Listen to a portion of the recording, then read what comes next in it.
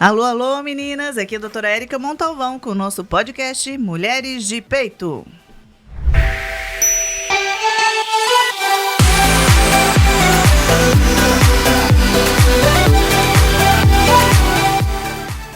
Alô, alô!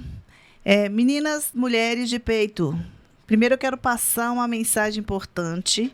Quem quiser seguir a gente no Spotify, Mulheres de Peito. E no YouTube, a doutora Érica Montalvão, vocês conseguem ver o vídeo da nossa gravação. E hoje a gente está com uma convidada encerrando o mês das mulheres. Hoje, por coincidência, é o último dia do mês, de março. Infelizmente, eu não vou conseguir liberar em março, mas a intenção é que vale. É uma pessoa importante. Eu escolhi duas mulheres importantes para gravar hoje. E hoje quem está aqui comigo é a Carol Mischiati. Isso? Boa tarde, sim. E eu gostaria que ela falasse um pouco dela, porque é tanta história que eu não consigo contar, mas eu consigo destrinchar com vocês. Mas primeiro, agradecer, tá? Por você ter aceitado esse convite, estar aqui com a gente, para a gente conversar. Obrigada, é uma honra poder estar aqui ainda mais num mês tão especial assim. E dividir com vocês um pouco da minha história, da minha trajetória, que, como diz assim, quando a mãe fala, né? Você não é todo mundo, vou na festa, todo mundo vai, você não é todo mundo. Eu me encaixo super ali, nunca fiz muito parte desse padrão e trago coisas diferentes aí. E a ideia é mostrar mulheres fortes em todos os ambientes, podem motivar todas as mulheres, ok? Me conta, você é de onde? Eu sou de São Paulo, capital, nascida e criada, vida toda ali praticamente, até os 18 anos. Venho de uma família que batalhou muito, assim, para conseguir passar pra gente coisas que eles não tiveram, né? Então, possibilidades de estudo, um conforto melhor. Então, algumas oportunidades apareceram na minha vida desde os meus 10 anos. Eu sempre fui muito alta, eu tenho quase 1,80. Então, aquela coisa de, vamos ser modelo. E eu, não quero, tinha muita vergonha. Você recebia convite? Muito. Todo lugar que eu ia com a minha mãe, shopping, era cartãozinho. Não tinha internet, né, gente, naquela época. Apesar da carinha de 12 anos, eu tenho 35 já. E assim, eu não queria. Então, foi uma coisa que eu resisti muito, né? Dos meus 10 ali aos 16, 17 anos, nunca isso entrou na minha vida como algo que eu queria investir. E aí, sem querer, fazendo um trabalho de escola com uma amiga, a gente foi entregar um presente para um amigo dela, e era uma escola de modelo. E estava tendo um casting para o Japão, né, aqueles testes para levar modelo brasileira para o Japão, e eles me viram na entrada e vieram me fazer um convite para participar do teste. E eu estava no último ano do colegial, fiz um curso lá, os últimos 6 meses com eles de modelo, né, nessa escola, e depois, com 18 anos, coloquei a mochilinha nas costas e embarquei nessa daí. Gente, eu quero falar por que eu convidei ela aqui. Primeiro porque a história dela é muito legal. Eu acho que tem muita menina que sonha com uma história, mas não sabe como ela é real, né? Uhum. Segundo, porque ela não queria ser modelo. E o primeiro trabalho dela foi modelo. Exatamente. Né? E muitas meninas querem ser modelo, é o contrário, né? Então é legal isso, e para a gente conhecer esse caminho, esse percurso, mas saber que você disse não por um bom tempo, mas não teve jeito, né? Não teve, foi assim, inevitável, né? E ela não fez só isso. Ela fez uma série de coisas que eu não consigo lembrar, mas ela vai contar tudo que ela conseguir nesse tempo que a gente tem de conversa. Eu vou fazer meu melhor. Isso. E me fala, com 18 anos você foi pro Japão? Pro Japão. Sozinha? Com a cara e a coragem, sozinha. Eu tinha $200 no bolso, basicamente. Não falava uma palavra de inglês. E não existia internet, né? Celular, pra você fazer pesquisa. Que ano foi isso? Isso foi 2005. Que legal. Quase 20 anos já, meu Deus. Opa. E cheguei lá, assim, completamente em outro patamar, né? Desci naquele aeroporto, tudo diferente. Então, o choque cultural inicial foi muito grande, né? Porque diferente de você ir para os Estados Unidos ou para algum outro lugar, você consegue ler as coisas. Lá não, é tudo desenho. Então, você chega lá e fala, ai meu Deus. E você se depara, primeiro para mim, né, que não tinha esse mundo da moda no Brasil, me deparar com várias oportunidades positivas e negativas, foi um choque. Então, a primeira vez que eu saí no Japão, eu vi uma menina de 14 anos tendo convulsão de droga no meio da balada. Isso para mim já falou, opa, como é que eu vou tomar decisões sem minha mãe, sem meu pai, do outro lado do mundo, querendo voltar e não sabia. Você foi através da agência? Foi através de uma agência. Eles tinham suporte lá? Tinha, assim, toda vez que a gente saía do Brasil como modelo, não sei mais como é agora, né? Mas a gente tinha um contrato. Então, a agência pré-pagava, né, essa viagem para lá e a gente, com os trabalhos lá, ia pagando essa conta e depois de pagar essa conta, vinha o seu lucro. Então, a ideia era sempre essa. Vocês ficavam sozinhos? A gente tinha um apartamento de modelo, né? E lá no Japão, em específico, tinha uma van que passava pegar os modelos para levar para os testes, porque era muito difícil a locomoção. Mas em Milão, outros lugares do mundo, por exemplo, Hong Kong, enfim, a gente era mais independente, né? A agência mandava pra gente uma folhinha com pra onde a gente tinha que ir, os horários permitidos, e você se virava ali com o mapa, abrindo o mapa e pegando condução, trem, ônibus, a pé, enfim. E você falou que você sempre foi muito tranquila, muito quietinha, e essa história de modelo veio mais tarde justamente também por isso, né? Não era padrão, né? Não. Você não era do padrão. E aí, quando você começou a ser modelo, foi um choque muito grande, mas você falou assim, olha, eu tô aqui, vou aproveitar. Como é que foi? Foi porque, assim, pra mim foi uma surpresa. Porque quando a gente, na escola, eu era muito diferente da grande maioria das meninas, aqui do Brasil principalmente, né? Ser tão alta, ser tão magra, é muito destoante. Então, você não se sente parte confortável daquele ambiente. Então, pra mim era estranho que lá as pessoas me olhavam sem saber quem eu era e queriam tirar uma foto. Nossa, uma menina desse tamanho, loira, olho verde, isso não existe. Ainda mais naquela época que não era tão fácil essa coisa de viajar e as informações, né? Que nem a gente tem essa facilidade hoje. Então, chegando lá, eu comecei a trabalhar muito. E isso, pra mim, foi uma coisa que eu falei, opa, posso ganhar um dinheirinho. E eu sempre fui muito controlada com o dinheiro, muito consciente. Eu nunca dei um passo maior que a perna. Então, eu quero comprar um celular, eu não parcelava em 500 vezes. Eu juntava o dinheiro até eu ter ali uma reserva pra mim. E o dinheiro do celular ia lá e comprava e assim foi, com tudo, né? Então, eu comecei a construir minhas coisas já de muito antes, né? Quando a minha mãe dava, sei lá, mesadinha para ir na escola, comprar lanche, eu fazia a mesma coisa. Então, isso é uma consciência que eu já tive desde de pequena. Então, quando isso foi lá para fora, para mim foi mais fácil, né? Administrar. Mas viajar, por ser modelo em si, se eu pensasse só no mundo da moda, nunca foi algo que para mim fazia tanto sentido. Porque faltava alguma coisa. Eu sei que tem muita gente que tem esse sonho, né? De estar ali numa capa, não sei o quê. E isso para mim era consequência do meu trabalho. Eu gostava muito de viajar, aprendi, né? Eu nunca tinha saído do Brasil, né? Até então, não tinha essa experiência fora do Brasil. E aí eu me apaixonei por outras culturas. Então lá no Japão fiz muitos amigos, comecei a aprender japonês, comecei a aprender inglês, comecei a ficar imersa na cultura do país que eu ia. Então, isso é fantástico, né? Você está tendo uma oportunidade de sair do seu país e ir para um país de uma cultura completamente diferente. E aí você tem que aproveitar tudo em todo momento. Tudo, ainda mais como eu te falei, a primeira impressão que eu tive, né, daquele mundo da moda era uma coisa meio macabra, meio, nossa, eu não quero fazer parte disso, e a grande maioria pensa assim nesse mundo de festa, né, do glamour. E eu falei, como é que eu posso aproveitar isso? Então, naquela época eu pensava assim, se uma oportunidade me aparecesse e eu não soubesse tomar a decisão, como seria o meu termômetro para saber se eu ia ali ou não? Então eu imaginava meu pai e minha mãe de braço cruzado me olhando. Se eu falasse sim, eles iam sentir orgulho ou não? Então, para mim, sim era um sim muito claro. Não era um não muito claro. E talvez era não. Porque se fosse um sim claro, seria um sim. Então, a minha vida inteira, isso foi um termômetro que funcionou.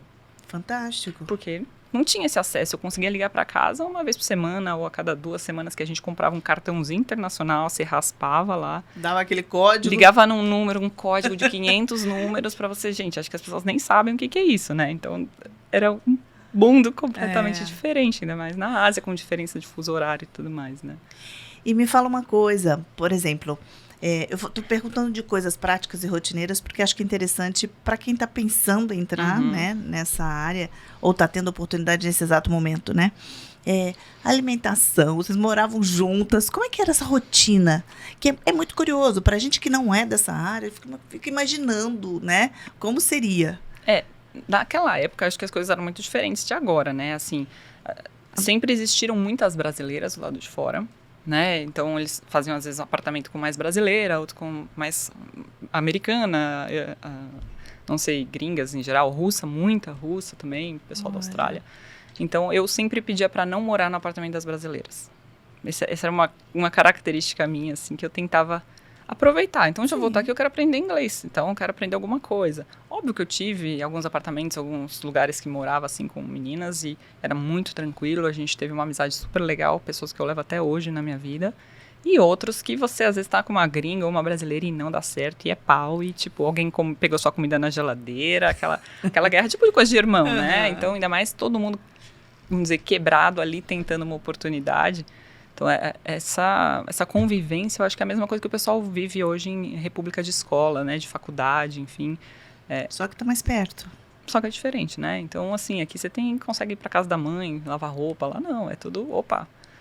Como é que eu vou comprar alguma comida no mercado que eu não sei o que tá escrito? É verdade. E qual o momento que você percebeu, assim, que você deve ter percebido, que te deu mais saudade, que te deu mais vontade de voltar? Você não iria voltar porque era uma oportunidade, com certeza. Mas teve esse momento. Não, eu não voltei porque várias vezes a minha mãe, quando eu ligava, falava, ai mãe, nossa, tá horrível, cansada. Minha mãe ia lá e falava, você escolheu, você vai ficar. Tomou sua decisão, honre a sua decisão. Então, minha mãe teve um papel muito importante. Sua mãe não é mineira, não, né? Não, minha mãe é de São Paulo também. E aí ela falava, você escolheu, agora fica, com dor no coração. Porque eu passei por umas coisas, assim, em Hong Kong. A primeiro ano, né? A primeira vez que eu saí, eu fiquei 1 ano fora. E aí eu fiz Tóquio, Hong Kong, Malásia e Coreia do Sul. Em 1 ano. Nossa. Peguei frio de menos 20 graus, uma coisa que eu não tinha nem ideia do que era. E nesse momento, por exemplo, você parou a escola. Não, eu terminei o terceiro. Eu só saí quando eu terminei o terceiro. E aí eu não sabia o que queria muito de faculdade, né? Eu queria prestar administração, eu queria fazer ou fotografia ou nutrição, tipo, os mundos completamente diferentes. Sim, então eu falei, bom, uma oportunidade que me bateu a porta que eu posso testar. Até eu decidir o que eu quero. Sim. E no fim foram 5 anos, assim, né? Viajando, indo e voltando e aproveitando esse mundo. Porque a minha preocupação, tanto da família, né, das meninas que vão para esse mundo, né, e de sair para fora, para estudar, não para estudar, mas para trabalhar de várias formas, e a modelo, né, que é o assunto que a gente está falando, é parar os estudos e depois se vai retomar, se não vai, como é que... Depende muito de como vai ser a evolução dela. Eu entendo, mas assim, imaginei a angústia. Mas você terminou, né, o terceiro, e aí você tinha uma amplitude maior um pouco maior, Porque, assim, na minha cabeça já tinha... Pra mim fazia sentido terminar a escola. Que eu já não gostava de várias coisas da escola, várias matérias. Então, pra mim, era importante terminar logo. Porque eu sabia, se ficasse 3 anos lá fora e eu fosse voltar, como é que eu ia terminar aquilo que faltava você já com outra cabeça que eu já não estava muito interessada. Então, pra mim, foi fundamental terminar o colégio e depois ir por vários motivos. Que eu já era maior de idade, então eu não precisava de autorização dos meus pais para poder comprar uma passagem, para embarcar num avião, para fazer um contrato com uma agência. Então, com 18 anos você já tem uma certa independência, apesar da cabeça, né, ainda começando a evoluir ali naquela época, me permitiu tomar mais decisões independentemente, apesar de ter sempre meus pais ali na retaguarda, né, então... E assim, esse trabalho seu durou 5 anos? Esse trabalho durou muito mais que isso. Eu fiquei 5 anos viajando, e aí eu decidi voltar para o Brasil fazer faculdade. E eu achava que já era tempo, né? Eu já estava aí com os meus 22 para 23 anos. E eu não queria perder toda essa... né? Eu fui para mais de 40 países. Eu trabalhei em lugares que eu nem imaginava que eu poderia viajar. Conheci a Europa inteira, a Ásia praticamente toda. Morei também na África do Sul. Fui fazer trabalho na Índia. Então, um monte de lugares que eu nunca imaginei. Dubai, enfim. Eu tive essa oportunidade e, para mim, me motivava porque eu aprendia pelos lugares, aprendia as línguas e viajava e ainda ganhava um dinheiro que, pra minha época, ali, exatamente. Conseguia ajudar em casa, conseguia fazer minhas coisas, juntar um pezinho de meia, então fazia sentido. Você tem irmãos? Tenho um irmão mais velho, que é do mesmo pai e mesma mãe, e o segundo casamento do meu pai eu tenho mais 2 irmãos mais novos. Então você é a única mulher? Única mulher. Ai, que legal. Muito vigiado ou não? Olha, como diz meu pai, assim, ele fala que a pessoa que ele menos se preocupa sou eu, porque eu sempre fui muito independente, assim, não que meus irmãos tenham dado trabalho, né, mas por eu ser mulher, normalmente eu sempre tomei a frente, isso foi uma coisa natural minha, que eu falo, né, hoje a gente briga tanto por um espaço, fala, eu quero, gente, tome uma decisão e faça, né, quando você tem uma vontade, seja de fazer uma faculdade, seja de viajar, você não precisa de autorização de ser um homem ou uma mulher. Né? Eu acho que a gente sempre tem isso dentro da gente. Você olha um objetivo, você quer, então você tem que... É um processo até você chegar lá. Então... E eu sei que você fala bastante outras línguas, Falo. né? Você aproveitou. Quantas você fala? Fluente, eu falo inglês, né? Italiano. O espanhol tá meio enferrujado, porque depois do italiano deixei ele meio de lado e aprendi também japonês lá na época, né? Hoje também bem enferrujado, mas fluente mesmo, inglês e italiano. Isso te ajudou na escolha da faculdade quando você voltou? Ah, com certeza. Eu não queria... Como é que eu ia fazer? Eu não queria fazer moda, de jeito nenhum. Isso não era uma coisa que se casava com quem eu sou, né? Então eu resolvi fazer relações internacionais. Na época, era um curso muito novo, acho que foi o primeiro curso da faculdade de relações internacionais, né? E aí... Para mim fez muito sentido, porque trouxe um pouco de direito, trouxe um pouco de economia, trouxe um pouco de administração, e aquilo tudo fazia muito sentido para mim, porque eu era minha empresa. Então, todos esses anos lá fora, era isso que eu fazia. Eu negociava, eu atendia o cliente, eu vendia a imagem, eu vendia o produto, então a empresa era eu. Então, dentro daquele cenário, para mim, foi muito legal. E isso me abriu portas para trabalhar em diversos setores. Trabalhei, né, no começo da faculdade ali, consegui um estágio num escritório de advocacia. Depois eu trabalhei na Câmara Italiana de Comércio, daí eu fui para o mundo, né, do mercado de luxo automobilístico, né, Ferrari ali, Maserati, porque eu já tenho um backup da minha família no meio dos carros, né, sempre gostei desde pequena, e acabei indo para lá também no meio disso tudo. Dos países que você morou, mesmo que seja questão de trabalho, algum te deu mais carinho e você falou, nossa, eu voltaria a morar lá? Os últimos 2 anos, né, até o comecinho da pandemia, eu estava morando na Suíça. Até 2021. E é um lugar que eu tenho um carinho imenso, que foi um lugar que eu fui parar sem querer, assim, também. Estava em Milão, era modelo na época, queria conhecer alguma coisa diferente. Fui lá na estação de trem, fechei o olho, coloquei um destino, falei, vou para esse lugar aqui. Entrei no trem e fui. Quando eu cheguei lá, e aquele trem se abriu, eu desci, olhei aquela paisagem maravilhosa, falei, meu Deus, onde eu vou morar aqui? E não é que 10 anos depois surgiu a oportunidade, eu fui morar lá. A trabalho também? A trabalho, mas não de modelo, né? Uhum. Aí... Isso foi mais recente, eu já era formada, minhas especializações, já trabalhava com cidadania também. Então fazia sentido essa mudança, né? E antes da gente mudar para essa outra parte da tua vida, que eu acho que é atual, e que é, não que seja mais importante, mas é que é atual, qual recadinho que você daria para as meninas que queiram seguir esse caminho de modelo? Alguma dica, alguma coisa que você de alerta, seja o que for, o que você gostaria de passar para elas? Olha, acho que hoje com o Instagram as coisas mudaram muito, tanto para a agência de modelo como para você tentar alguma coisa diferente, né? Que o pessoal faz muito blogueira. Hoje esse mercado é muito diferente do que era na minha época. Então, acho que a dica principal é você não abandonar seus estudos colocando todas as suas fichas em um sonho, enquanto ele ainda não é algo palpável. Eu acho sim que a gente não pode perder o sonho, a vontade de ir atrás de algo que a gente acredita, mas principalmente quando a gente é novo, aquela coisa de não colocar todos os ovos na mesma cesta faz muito sentido. Porque, putz, se plano A não deu certo, eu tenho aqui algo... Uma alternativa. Exato, porque se você larga tudo, vamos dizer, se eu tivesse largado os estudos com 17, não tivesse gostado da vida lá fora, não tivesse ganhado dinheiro, não tivesse conseguido conquistar tantas coisas, aprender outras línguas, não conseguisse essa formação, e eu voltasse para o Brasil com 21 anos... Ia ter que fazer o terceiro. Terminar o terceiro e já entrar na faculdade também, tentar pensar em alguma coisa para se encaixar com quem eu era. Sim. Então, para mim foi importante realmente, apesar de eu não ter aquela fissura de estudar na época, não me identificar com nada, foi muito importante terminar o colegial. E, assim, abrir as possibilidades, né? Às vezes a gente acha que o nosso talento precisa ser algo que já existe. E único, né? E único. Não, nem único, assim, você se espelha nas outras pessoas, né? Então, porque você é médica, eu acho que eu só vou ter sucesso se eu também for uma médica e fizer um podcast. Não necessariamente esse é seu talento. Às vezes, o seu talento está em outra coisa tão óbvia, que foi o que aconteceu comigo com cidadania. Foi uma coisa que veio naturalmente para mim, de pesquisa, então eu já falava italiano, etc. Comecei a me aprofundar por conta da minha família. E uma pessoa me pediu ajuda, 2, 3, 20, e quando eu vi, isso virou um business. Eu falei, opa, peraí, o que as outras pessoas estão vendo em mim? E várias outras empresas também me contatavam, querendo me contratar. Sei lá, mercado financeiro. Eu não sou super expert em mercado financeiro, mas eu recebi umas propostas muito boas.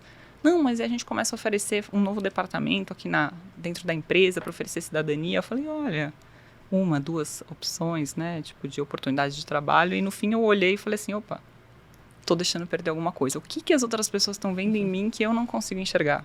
porque para mim era natural. Sim. Então era uma coisa que para mim, não vou conseguir ganhar dinheiro com isso, né? Então, essa é a nova versão da Carol. É, o upgrade. Né? E foi assim que eu conheci, né? A gente conheceu fora do trabalho dela, lógico, mas foi no meu trabalho. E despertou, e ela foi contando a história, e eu sou muito maravilhada, assunto feminino, que mulher que consegue subir no ritmo dela, mas continuar subindo sempre, isso me motiva demais. Eu falei, vamos gravar um podcast agora. E ela topou na hora. Já falei para ela que eu sou agradecida dela estar aqui.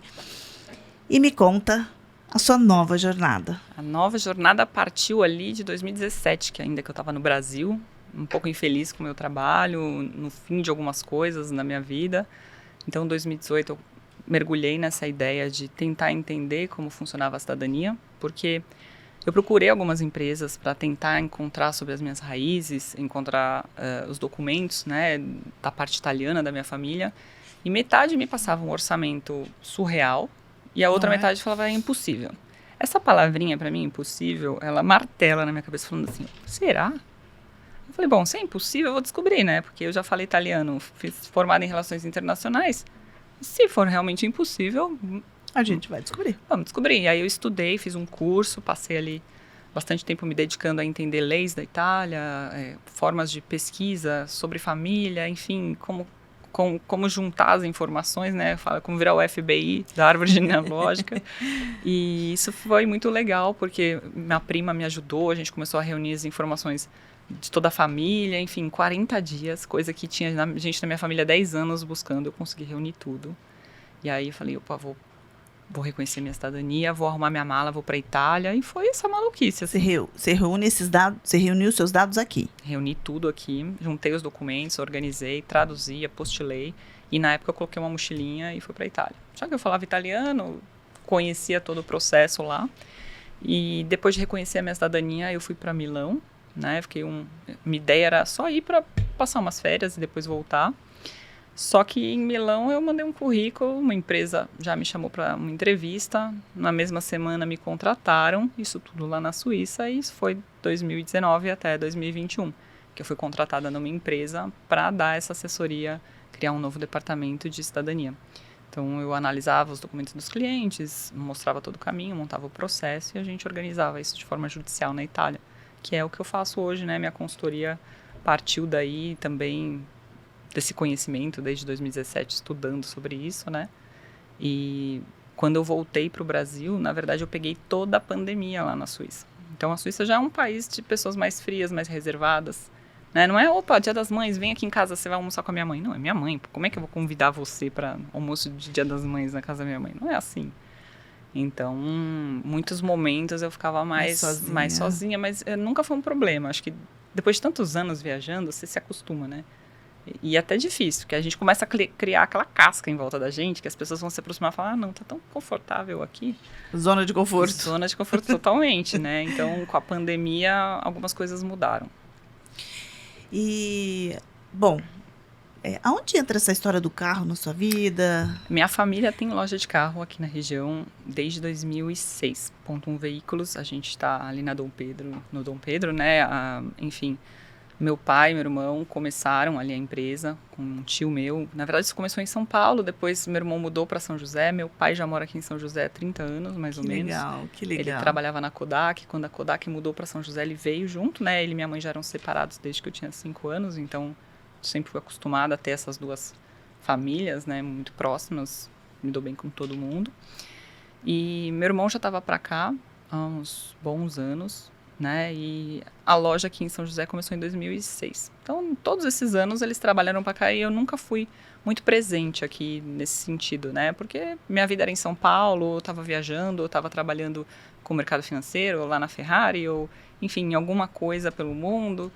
E aí, voltando para cá, quando eu estava morando na Suíça, nesses anos, né, de 2019 até 2021, eu vinha passar o Natal sempre, né?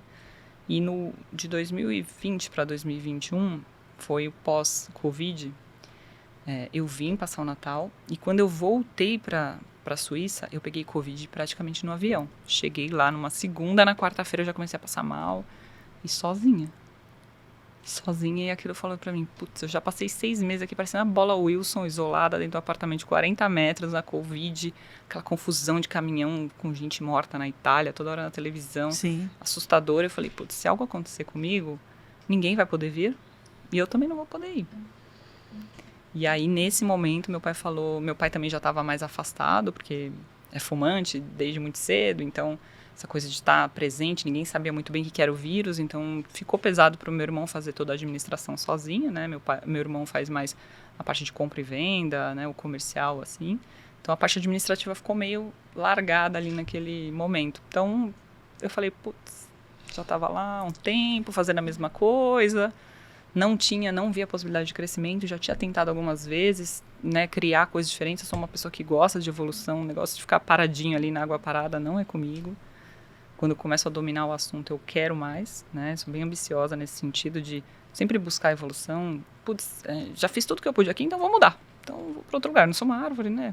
Levanta e vai. É isso. Pega suas coisinhas e muda. Se não tá legal, a gente tem sempre a opção de mudar. Mas deixa eu fazer uma pergunta que não quer calar. Você entende de mecânica de carro? Como é que funciona? Então, isso desde cedo, né? Meu avô sempre mexeu com manutenção de máquina, e aí, desde cedo também a gente tinha loja de carro, então o básico eu entendia, era interessada. E aí, em 2021, eu decidi voltar para cá e assumir essa posição na empresa de colocar tudo, a parte administrativa, organizar. E nisso, né, eu faço isso até hoje, faço a consultoria e a loja, tudo ao mesmo tempo, como eu falei para você, às vezes dá tempo de dormir, né, mas Que hora você dorme? Mas a gente tenta manter o equilíbrio. E o mundo dentro, assim, das opções para as mulheres, né, eu falo assim, você vai comprar um carro, como fazer a manutenção do carro, eu vejo que muitas mulheres realmente passam perrengue nisso daí. E não é questão só por ser mulher. Às vezes é falta de interesse de você buscar lá, falar, deixa eu ver como isso funciona. Não, é muito complicado, não quero saber. Não, você precisa saber, você tem um carro, você tem que aprender a cuidar dele, é tipo o seu corpo. Você precisa se alimentar bem para ele funcionar bem, né? Então... Você se cuida bem, né? Teve que aprender, ou se não cuidava, tem que aprender, né? Sim. E deixa eu te perguntar, a gente abriu uma caixinha, né, de perguntas, e algumas pessoas mandaram, e as minhas amigas do coração estão me ajudando. Você teve várias mudanças na sua vida, né? Como foi vivê-las? Cada mudança, você já falou um pouquinho, você precisa disso, você sente necessidade, isso é bárbaro.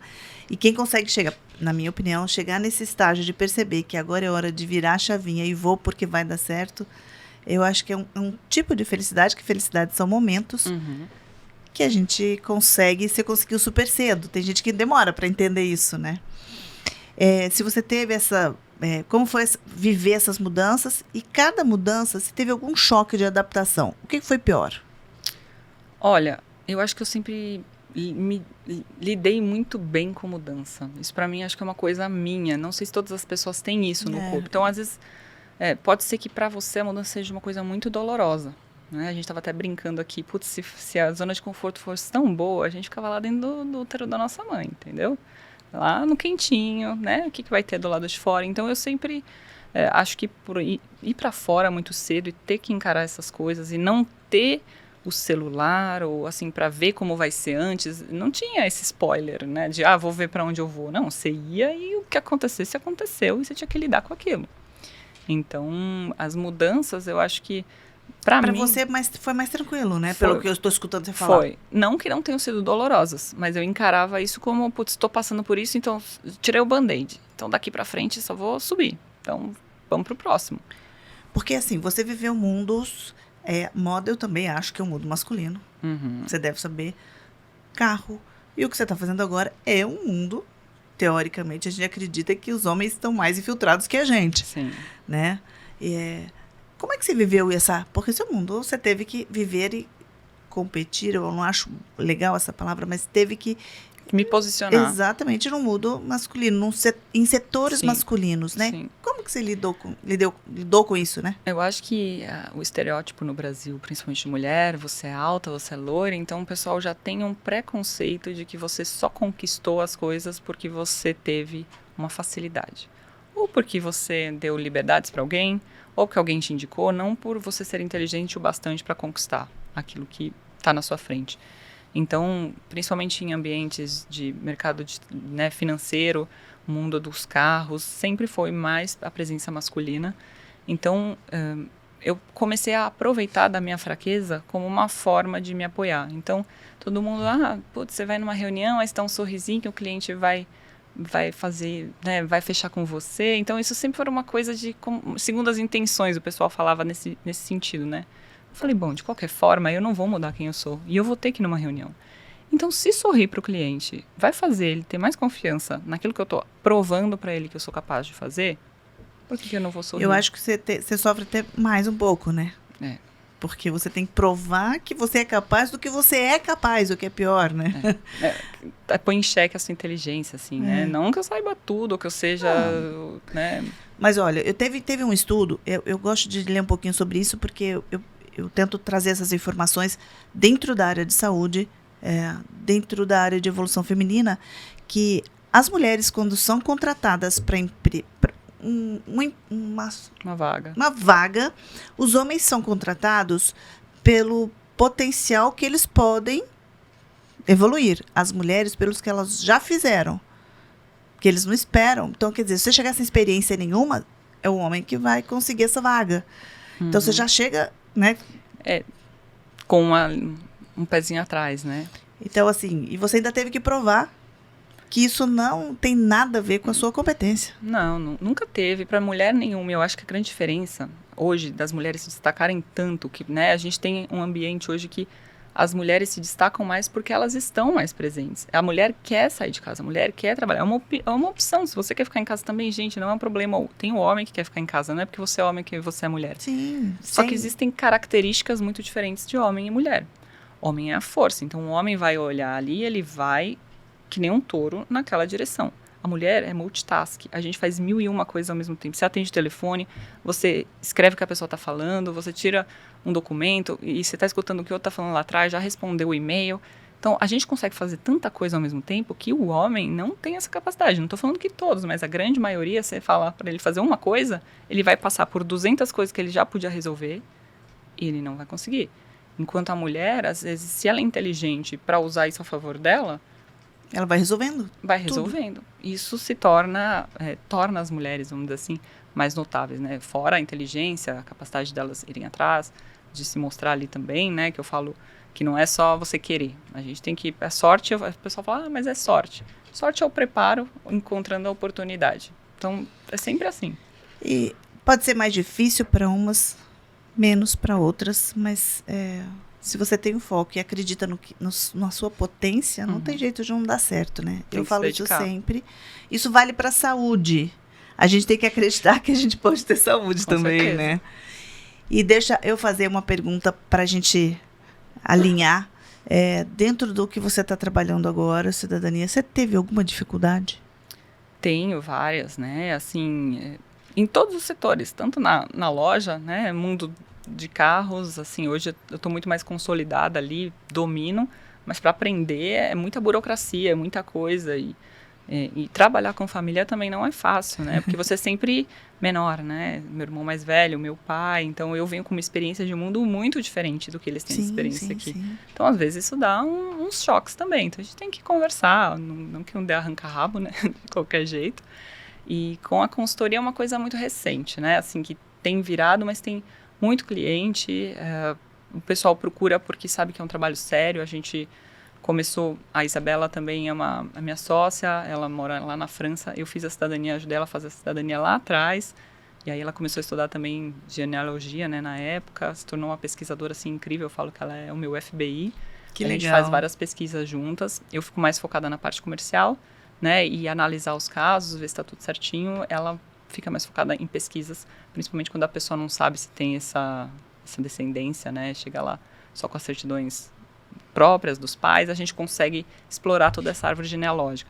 Então, às vezes, é difícil no sentido de você conseguir um espaço, né? Para se mostrar mais, algumas parcerias, mas, no geral, é uma coisa que flui naturalmente. Se você faz um bom trabalho, você é uma boa médica, alguém vai te indicar, ai, nossa, doutora, minha médica é ótima, vai ali na doutora Érica e assim vai, né? Você ser bom no que você faz, naturalmente se torna a sua publicidade. Então é devagar. Às vezes o negócio deslancha de uma vez e às vezes demora muito. Que nem eu, até eu conseguir começar a ganhar dinheiro com cidadania, foram muitos anos de decepção, né? De pessoas não valorizando, de eu fazendo isso para os outros, até eu entender como que isso poderia ser a minha realidade e também trazer frutos para mim. Então, dei muita cara na porta antes disso acontecer. Tá acabando o nosso tempo. Tá. Mas assim, eu gostaria que você deixasse uma mensagem do coração para as mulheres todas que queiram seguir o seu caminho, seja qual for, que a ideia é essa de trazer você aqui. Isso para mim é muita saúde, porque uma mulher inteira, tanto, né, pessoalmente quanto saúde, porque a saúde não é só ausência de doença. Não. Hoje a Organização Mundial de Saúde fala isso. O que você tem para dizer? Você quer deixar algum recado para as mulheres, independente da idade, tá? Com certeza. Nosso corpo é a nossa casa. Se aqui dentro não está bem, nada do lado de fora vai ser o reflexo, né? Nada vai funcionar. Então, a gente tem que sempre pensar primeiro eu, segundo eu, terceiro eu, depois as outras coisas. Eu até brinco assim, minha alimentação durante a semana é muito regrada, né? Assim, em sentido de comer muita verdura, muita proteína, eu evito comer besteira durante a semana. Fim de semana eu me permito, né? Não tenho mais essa noia, que a época de modelo deixa a gente meio noiada com essas coisas, né? Mas um equilíbrio. E cuidar da saúde, a alimentação, esporte, porque tudo isso traz pra gente, todos os dias, as condições de você estar ali presente no seu trabalho fazendo melhor. Então, se você não faz um esporte, seu cortisol também vai lá pra cima. Você sabe, né? Meus hormônios.